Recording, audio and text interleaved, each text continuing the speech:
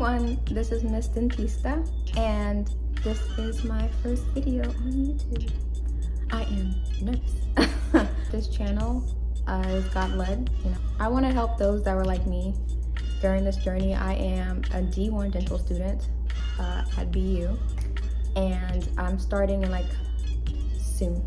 Okay, I just wanted to help those who are in a situation that I was in. I want to make a series of each criteria of getting into dental school, and what I went through and how I made up for certain things that I was lacking in, and all that good stuff that got me into 3 schools. First thing we can start with is the GPA.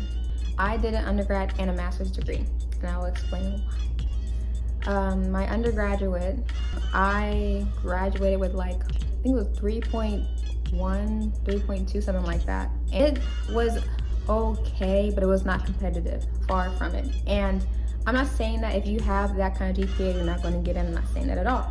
I think schools nowadays are looking at numbers, but also at your uniqueness and what you did behind the scenes of the schoolwork. The reason why my GPA was so low was because the first year or two, I was going through a lot personally, and that just sadly translated into my school life.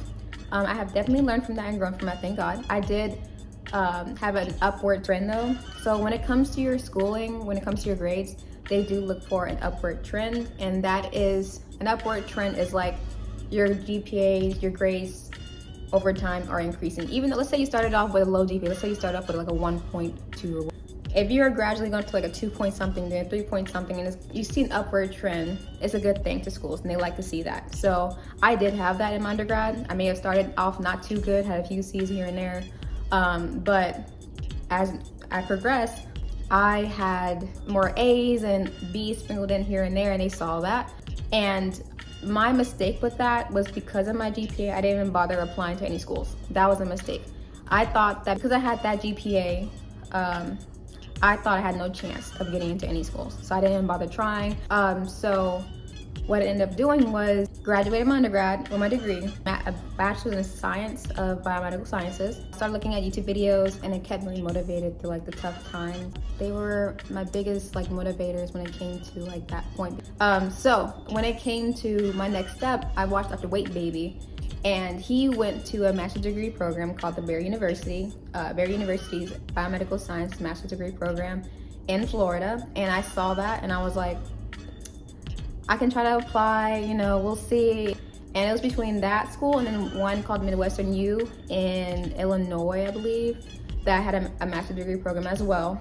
And I was waging between those, right? So I was looking to where to apply. At the time of me applying, I had no money. I was working at Subway to make some ends meet, but it wasn't enough to pay my bills that I had and apply. So at first I applied to Barry because it was a free application at the time. They had a free waiver during that time, thank God.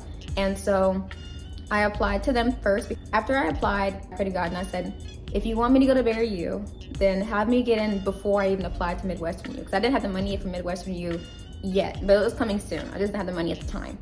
And literally next day, I get into Barry U and my master's degree program. I went from having my 3.1, 3.2 GPA in undergrad to having 3.8, 3.9 in my master's degree program.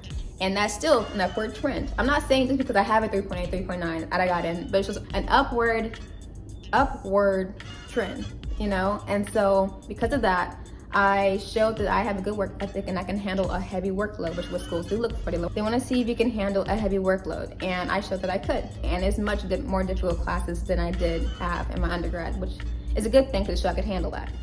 There are also post-bacs you can do that also benefit your GPA. Post-bac and master's degree programs show that it's kind of you're proving it to yourself as well that you can do this. You can handle the heavy workload, you can do better academically, and you're just showing them that you can do it, Sometimes people ask, is a post-bac as good as doing a master's? It depends. I say either way, it will benefit you either way, whatever works best for you. I did a master's degree program because there wasn't a post-bac available to me at the time. I was going to apply to a post-bac in my state before I found out about Barry University, but it closed when I found out about it. So I ended up going to Florida.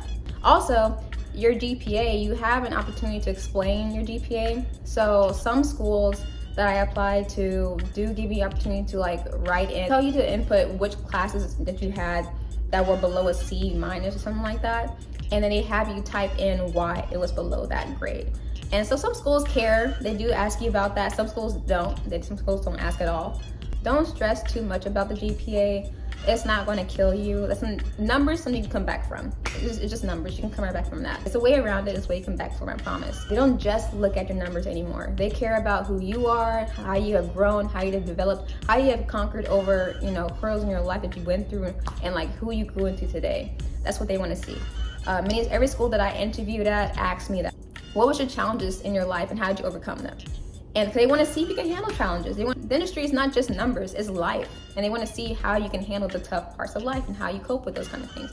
So the numbers are not going to make or break you all the time. If your GPA is not like a 3.9, let's say it's a 3.4, 3.5, 3.6, that's okay. And you can still apply. I would say still apply, but like apply to schools you feel you get a good chance in getting into. That's what I want to get into. With the GPA, some schools have a certain threshold for GPAs. So some schools have a threshold of like 3.0 or 3.3 or 3.5, even 3.7, 3.8. Do your research on the schools that you're applying to and see what their stats are. You know, some schools have a lower threshold to where you can have a 3.2, 3.3 and apply, you'll be fine.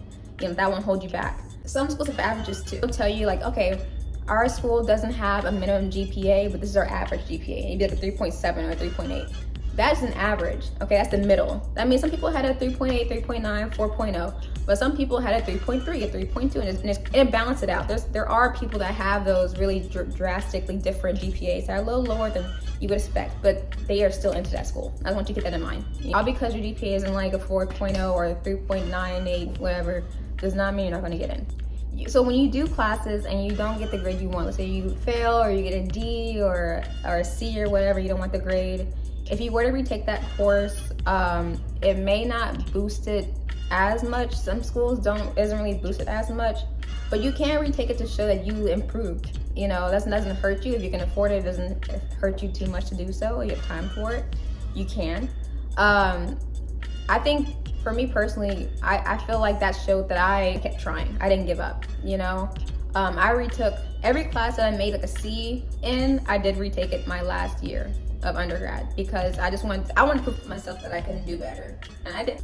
Yeah, I mean, that's all I can think of right now for the GPA segment of the series, but if you have any questions about anything I missed or anything that I went over and wondering about or you're curious about, feel free to comment below and I will reply in the comments below and help you out with that. Because like I said, I was where you guys are today, and I want to help you as much as I can because it is stressful. You're wondering, am I gonna make it? Am I gonna get in? Is this gonna happen? What? And I know it's a lot and you're all in your head, but I promise you, if I can do it, you can too. All right, y'all, I'm gonna let it go. I'll see y'all in the next video. Much love. I'll see you soon. This is Phoebe. She wants to be part of the video.